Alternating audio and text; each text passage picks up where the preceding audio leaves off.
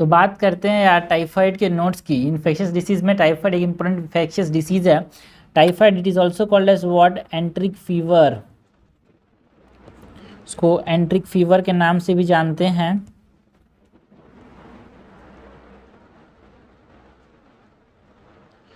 ये होता क्या है भाई? एक्यूट फेब्रल इलनेस है जहाँ पे प्रोलॉन्ग फीवर देखने को मिलता है, हेपेटोस्प्लीनोमेगेली देखने को मिलता है, lymphadenopathy. It is an acute febrile illness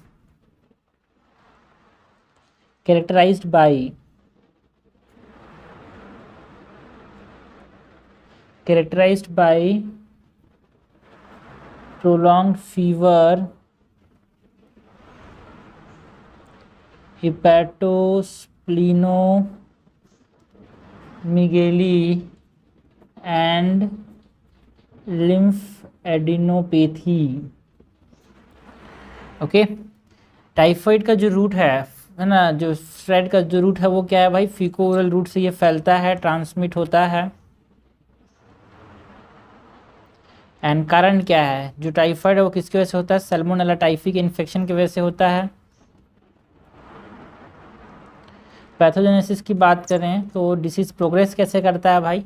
सबसे पहले कॉन्टामिनेटेड फूड से क्या आता है? सैल्मोनेला टाइफी आ जाता है ना। कॉन्टामिनेटेड फूड से सैल्मोनेला टाइफी जो है वो टर्मिनल इलियस तक पहुंच जाता है।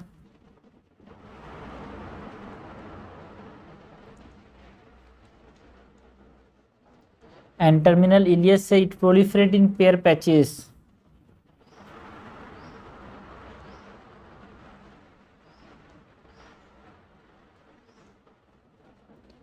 ओके, ये कहाँ पे प्रोलिफरेट करता है? पेयर्स पैचेस में। एंड देन ये कहाँ जाता है? वहाँ से लिम्फेटिक्स एंड ब्लड स्ट्रीम में जाता है। लिम्फेटिक्स एंड ब्लड स्ट्रीम में जाता है। And then lymphatics and blood stream से जब वो जाता है तो उसको हम बोलते हैं प्राइमरी बैक्टीरियमिया। मतलब बैक्टीरिया कहाँ पे आ गया? ब्लड स्ट्रीम में, तो प्राइमरी बैक्टीरियमिया। उसके बाद वो फिर से कहाँ जाता है? रेटिकुलो एंडोथेलियल सिस्टम में। मतलब फिर से क्या? रेटिकुलो एंडोथीलियल सिस्टम में जाता है। And then reticulo endothelial system के बाद वो री इंटर द ब्लड। एंड फिर से जब ब्लड में इंटर करता है उसको हम बोलते हैं सेकेंडरी बैक्टीरियमिया। ओके, एंड इससे यहाँ पे जनरली हमारे पास सेकेंडरी बैक्टीरियमिया में गॉल ब्लैडर का इन्वॉल्वमेंट देखने को मिलता है। इसके बाद यार ओके, तो ये हो गया पैथोजेनेसिस की बात की हमने। किसके पैथोजेनेसिस की? टाइफाइड की। Contaminated food, terminal ileus, Peyer's patches, lymphatics and blood, primary bacteraemia, reticulo endothelial system, reenter the blood, secondary bacteraemia, gall bladder involvement. ना उसके बाद हम बात करें क्लिनिकल फीचर्स की, तो 4 हफ्तों में जनरली यहाँ पे क्लिनिकल फीचर्स को हम डिवाइड करते हैं। तो फर्स्ट वीक में क्या देखने को मिलता है? सेकेंड वीक में क्या देखने को मिलता है? थर्ड वीक में एंड फोर्थ वीक में। जो फर्स्ट वीक है वहाँ पे हमको फीवर देखने को मिलता है यार। ओके, फीवर देखने को मिल सकता है, थकान महसूस होगी, that is malice.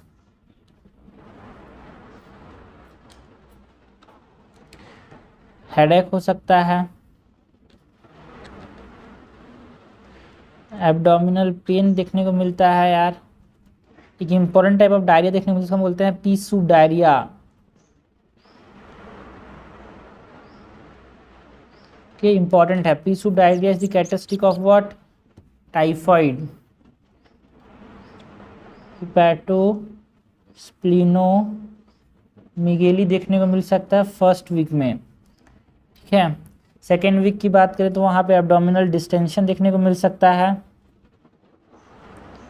Abdominal distension के बाद डायरिया देखने को मिल सकता है।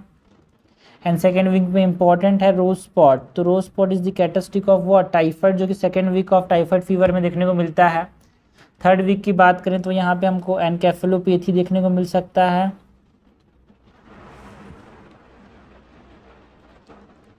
ना। इंटरनल और इंटेस्टाइनल परफोरेशन देखने को मिल सकते हैं यार।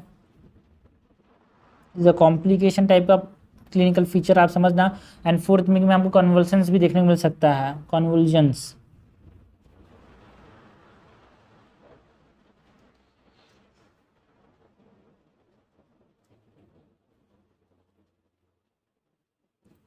ओके, तो ये हमने बात की about the clinical features. Now complication की बात करेंगे, ठीक ना किया जाए सही टाइम पे टाइफाइड को तो क्या क्या हो सकता है। ब्लीडिंग हो सकती है जो कि हमने देखा, परफोरेशन, इंटेस्टाइनल परफोरेशन, अगर थर्ड वीक तक ट्रीट नहीं किया तो ब्लीडिंग एंड परफोरेशन हो सकता है।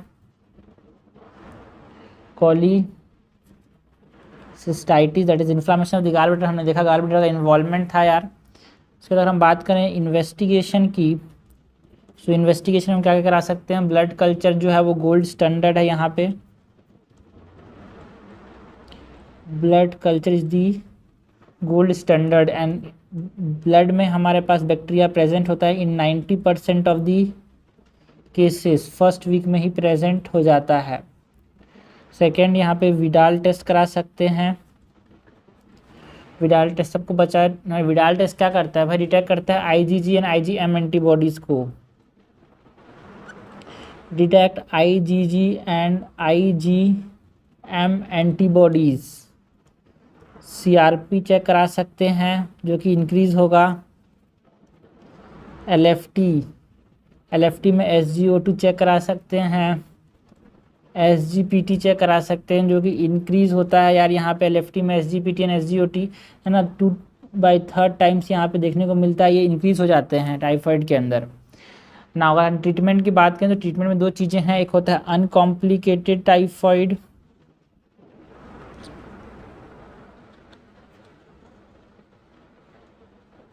एंड एक होता है कॉम्प्लिकेटेड टाइफाइड। ठीक है, अनकॉम्प्लिकेटेड एंड कॉम्प्लिकेटेड। तो यहाँ पे फुल्ली सेंसिटिव है अगर ड्रग से तो हम क्या देते हैं इसमें, क्लोरेम्फेनिकोल।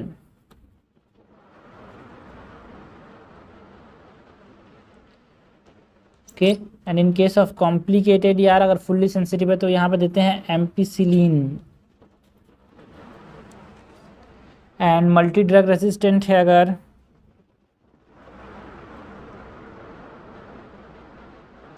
तो अनकॉम्प्लिकेटेड केस में सिफिक्सिमिन देते हैं और cefixime, okay, cefixime. And multi drug resistant और कॉम्प्लिकेटेड है तो यहाँ पे फ्लोरोक्विनिलॉन्स देते हैं, फ्लोरोक्विनिलॉन्स। अगर क्विनिलॉन्स का भी रेसिस्टेंट है अगर तो अनकॉम्प्लिकेटेड केस में एजिथ्रोमाइसिन देते हैं एंड कॉम्प्लिकेटेड केस में भी एजिथ्रोमाइसिन। तो कुछ नहीं समझ आ रहा है तो एजिथ्रोमाइसिन दे दो, बट ये अगर रेजिस्टेंट हो गया तो बड़ा तकलीफ है इंसान को। ठीक है, एंड स्टेरॉइड्स दे सकते हैं लाइक डेक्सामिथासोन यार, स्टेरॉइड में हम डेक्सामिथासोन दे सकते हैं। इसके साथ अगर टाइफाइड का कैरियर है तो वहाँ पे एमॉक्सिसिलिन देते हैं प्लस प्रोबेनासिड। तो ये हो गया हमने बात की वो ट्रीटमेंट ना। और प्रिवेंशन की बात करें तो हमें किस चीज़ में ध्यान देना चाहिए यार प्रिवेंशन के लिए,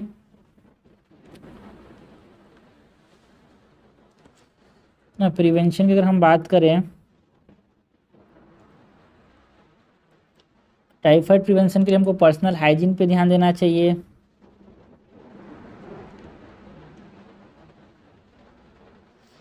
ओके, वैक्सीनेशन करा सकते हैं हम टाइफाइड से बचने के लिए। तो ये हो गया प्रिवेंशन यार। So this is all about what important है यार टाइफाइड, है ना। बच्चों को पता है malaria, typhoid and HIV important है। तो हमने बात की about route, aetiology, pathogenesis, clinical feature, complication, investigation, treatment and prevention of what typhoid.